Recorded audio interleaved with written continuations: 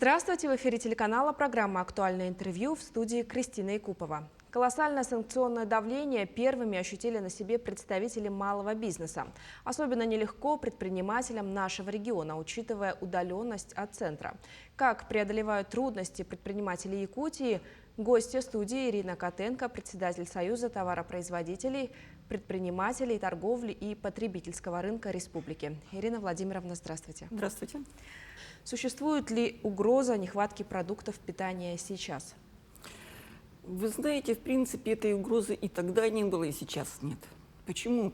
Могу объяснить. В принципе, все предприниматели, оптовые базы, крупный ритейл, они заказали в начале года, как всегда, ту продукцию и в таком количестве, которой хватало до открытия навигации. Ну, вот здесь что-то пошло не то. Видимо, сыграла чисто генетическая память наших родителей, бабушек, дедушек, которые, в принципе, сразу пошли на базы и стали скупать.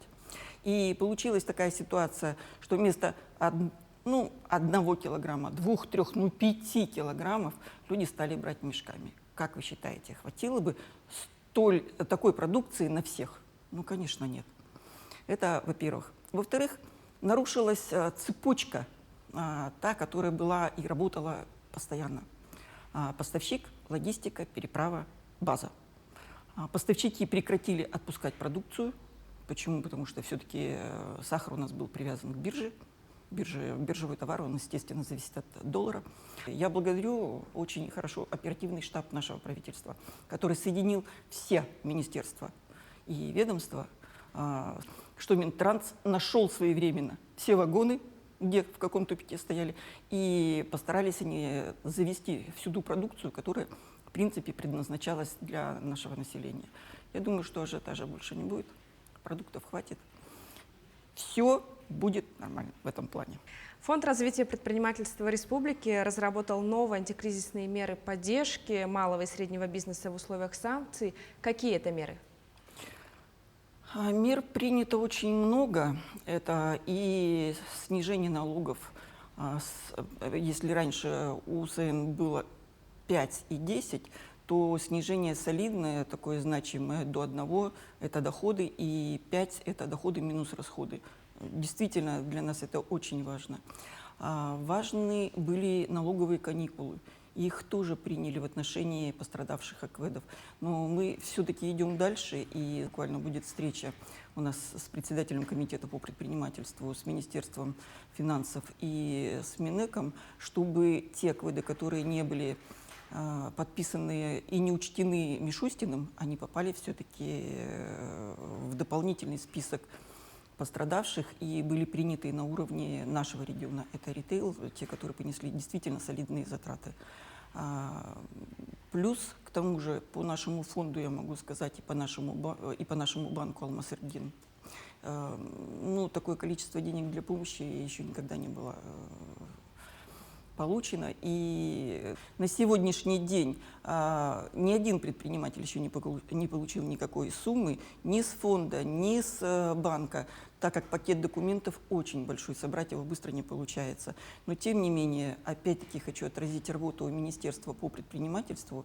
Новый министр во главе Тимур Юрьевич Ханды с нашим председателем фонда микрокредитования.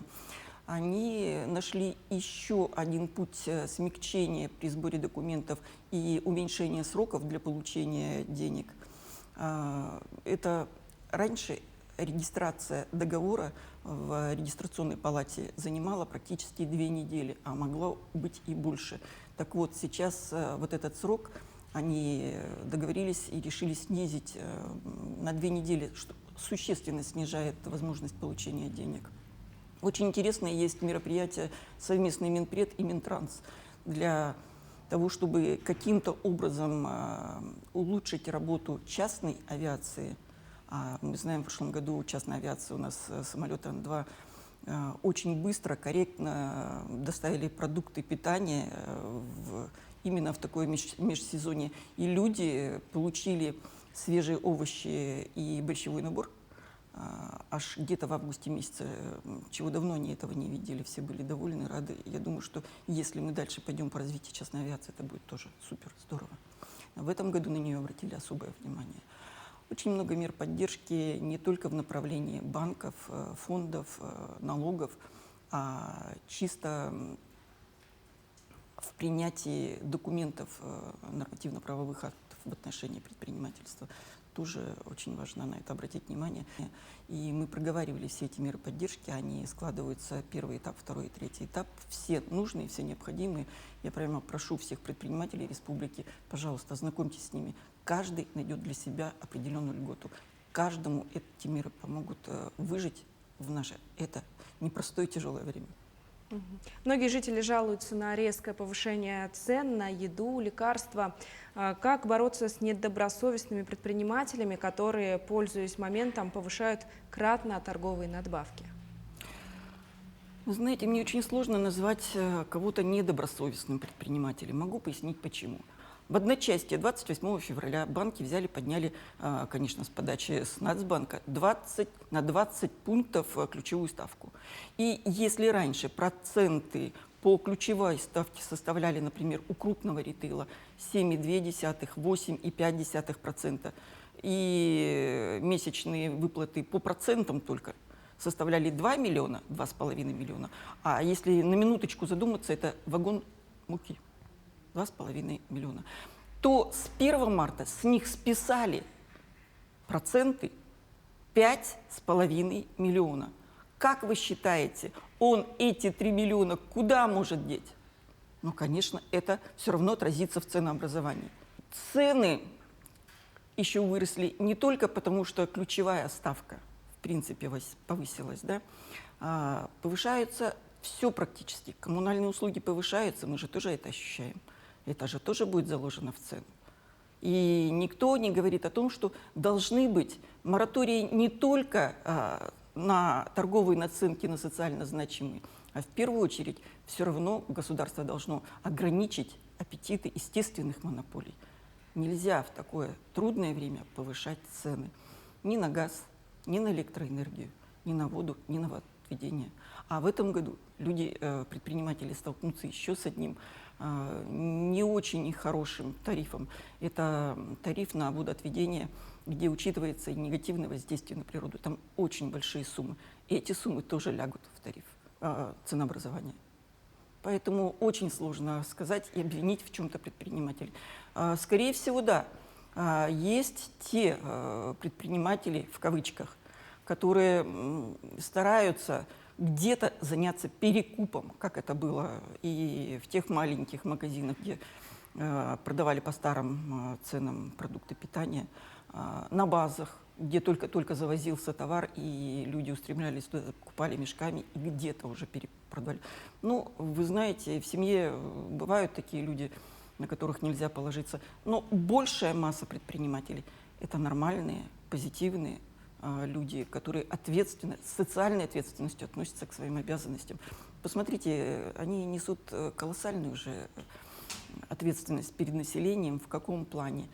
Торговые наценки, которые принимаются, да, и они ограничивают в цене. Ведь никто их не ограничивает, не возмещает эти торговые наценки и эти убытки, которые они несут по определенным позициям. Это же их потери, убытки, неустойки. Поэтому я думаю, что предпринимателям надо относиться более уважительно. А насколько должно все подорожать в процентном отношении? От каких параметров отталкивается ценообразование? Все-таки очень много зависит от ключевой ставки. Предприниматели, они работают на свои деньги. Своих денег не хватает, обращаются в банк, берут на оборотные средства. Оборотные средства, если раньше, опять-таки повторюсь, отпускали до 10%, то сейчас отпускают до 22%, 25% – это самая минимальная цена. Эти суммы лягут, конечно, в ценообразование. Насколько повысится, я думаю, что в принципе уже сейчас многие стали ощущать снижение цен.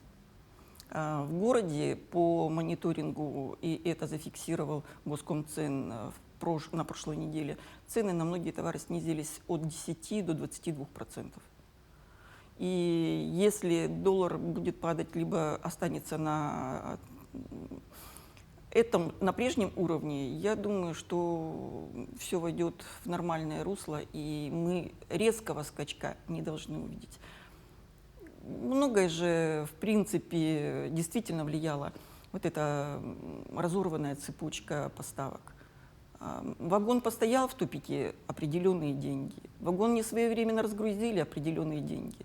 Вагон не пришел своевременно к точке переправы — определенные деньги. А это, в принципе, вот эта неразбериха в первое время, и когда никто не понимал, что необходимо сделать, вот это все привело к повышению цен.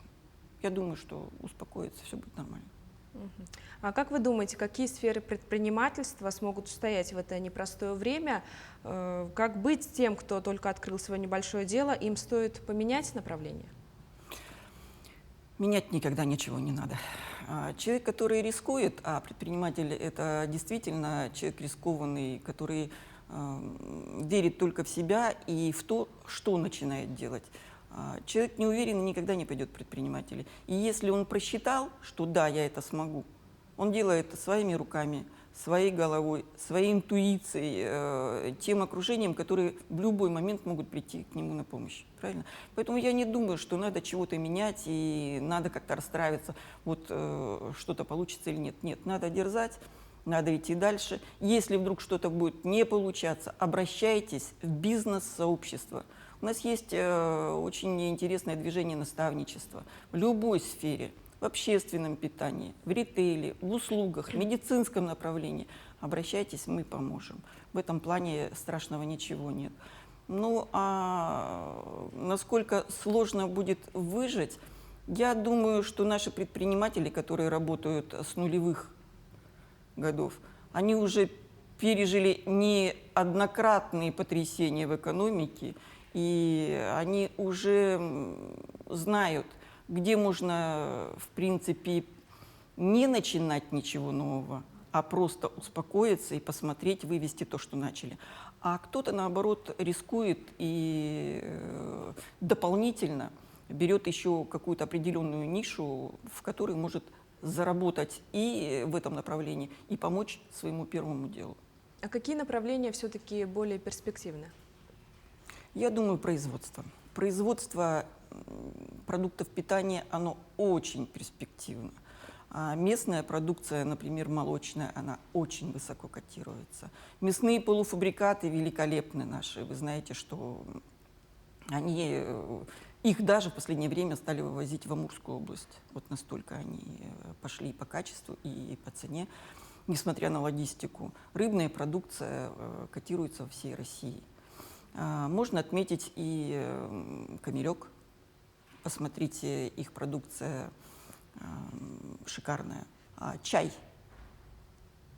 вышел уже на международную арену и завоевал определенные призы, степени, награды. Поэтому надо расширять именно свое местное производство и обратить на него внимание, помочь ему. А так, я думаю, все у нас востребовано. Мы же население, плотность населения маленькая, а республика огромная. Можно хоть что сделать, и все это будет востребовано. Только поймать удачу за хвост. Ирина Владимировна, спасибо, что ответили на наши вопросы. Это была программа «Актуальное интервью». Оставайтесь с нами.